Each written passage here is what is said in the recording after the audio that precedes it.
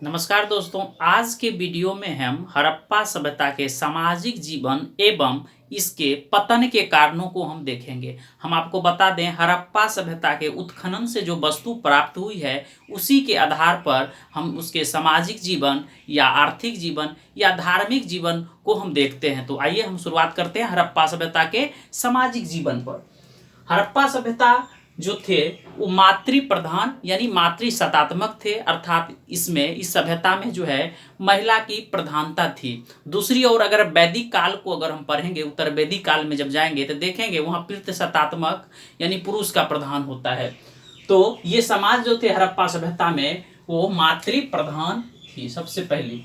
दूसरी बात, इसमें पुरोहित वर्ग, प्रशासक, कारीगर, व्यापारी, शिल्पकार, श्रमिक का विवरण प्राप्त होता है, अर्थात ये सब वर्ग हड़प्पा सभ्यता में हुआ करते थे। मजदूर की बस्ती जो है वो हड़प्पा से प्राप्त होता है। पुरोहित जो है मोहनजोदड़ो से प्राप्ति होती है। शिल्पकार जो है धौलावीरा से। समाज जो था, समाज में शाकाहारी और मांसाहारी दोनों प्रकार के मतलब भोज्य पदार्थ का उपयोग किया करता था। मुख्य फसल जो था वो जौ था। दलहन तिलहन से ये लोग अच्छे तरह से परिचित थे। लोथल से मछली पकड़ने का कांटा, कालीबंगा से पशुओं की कटी हड्डी प्राप्त होती है। इसी के आधार पर विद्वानों ने इस सभ्यता के बारे में बताता है कि यह शाकाहारी एवं मांसाहारी दोनों प्रकार के वस्तु को उपयोग करते थे। महिला जो है पुरुष, ये महिला पुरुष दोनों वस्त्र और आभूषण के शौकीन हुआ करते थे। महिला जहां स्कर्ट एंड ब्लाउज का उपयोग करती थी, दूसरी ओर पुरुष धोती और चादर का उपयोग करता था। हड़प्पा सभ्यता में कांसा का दर्पण, कंघी, सुरमा, काजल लगाने की तिल्ली, लिपस्टिक, चाहुद्रो, लिपस्टिक का साक्ष्य, ये सब प्राप्त होती है। मतलब मॉडर्न टाइम के अनुसार भी वहाँ ये सब वस्तु का प्रचलन था, यानी महिला इस सब का उपयोग करते थे। पुरुष दाढ़ी बढ़ाने का शौकीन था, दाढ़ी रखने का शौकीन था। पुरुष बड़े बड़े दाढ़ी भी बहुत आदमी रखते थे। दाढ़ी बढ़ाने के लिए अस्तूरा का उपयोग करता था। मनोरंजन का ये लोग बहुत शौकीन हुआ करता था। मनोरंजन का में सबसे बड़ा शतरंज का उपयोग होता था, जो लोथल से प्राप्त हुई है। शतरंज की गोटी जो है ये मोहनजोदड़ो से प्राप्त होती है। पशुओं का लड़ाना, पंछी को फंसाना, नाटक, नृत्य, संगीत इत्यादि ये सभी मनोरंजन के माध्यम हड़प्पा सभ्यता के लोगों का था। अंतिम संस्कार, अब जब हड़प्पा सभ्यता के व्यक्ति जब मरते थे तो उसका किस तरह संस्कार होता है। 3 तरह का संस्कार का प्रचलन था हड़प्पा सभ्यता में। पहला तो सबको जलाने की विधि, ये अत्यधिक प्रचलित थी। दूसरा जो था वो था पूर्ण शवाधान, मतलब सारे जो मरते थे उसको कब्र में डाला जाता था, ये पूर्ण शवाधान। तीसरा जो था कलश शवाधान, एक निश्चित वस्तु में देकर उसको धरती के अंदर डाला जाता था, इसी को कलश समाधान बोला जाता था। लोथल से युगल समाधान का प्राप्ति हुई है। इसी आधार पर कुछ विद्वानों ने सती प्रथा का संकेत बताया है कि वहां सती प्रथा था। रोपड़ से मानव के साक्ष्य, कुत्ता दफनाने का साक्ष्य प्राप्ति हुई है।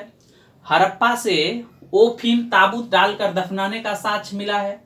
और RH-37 कब्र का भी साक्ष्य हड़प्पा से ही प्राप्त होती है। हड़प्पा सभ्यता का लिपि जो था वो चित्रात्मक लिपि, जो अभी तक पढ़ा नहीं जा सका है। राजनीतिक जीवन के अंतर्गत आपको बता दें, हड़प्पा सभ्यता के लोग युद्ध वगैरह में विश्वास नहीं करते थे। शांति से ये लोग का जिंदगी होता था और बहुत ही अच्छे तरह से ये लोग अपने जीवन को निर्वाह करते थे। तो हड़प्पा सभ्यता का पतन कैसे हुआ, अब नेक्स्ट टॉपिक में हम समझेंगे। हड़प्पा सभ्यता जो 2500 BC से लेकर 1700 BC तक एक लंबा टाइम पीरियड तक रहा, ये सभ्यता का विनाश कैसे हुआ। आपको विनाश के बारे में हम बता दें कि विद्वानों के बीच इसके संदर्भ में मैत्रिकता की अभाव है। मतलब सब विद्वान डिफरेंट तरह का इसमें विचार रखते हैं। चलिए हम समझते हैं। सबसे पहले वाइल्ड बॉर्डन चाइल्ड और व्हीलर, इन्होंने बताया है कि हड़प्पा सभ्यता का पतन जो है विदेशी आक्रमण से हुआ है, खास करके आर्य के आक्रमण से ये सभ्यता का विनाश हो गया है। दूसरा जो है मार्शल मैके, SR राव, इन्होंने बताया कि बाढ़ के कारण हुआ है सभ्यता का विनाश।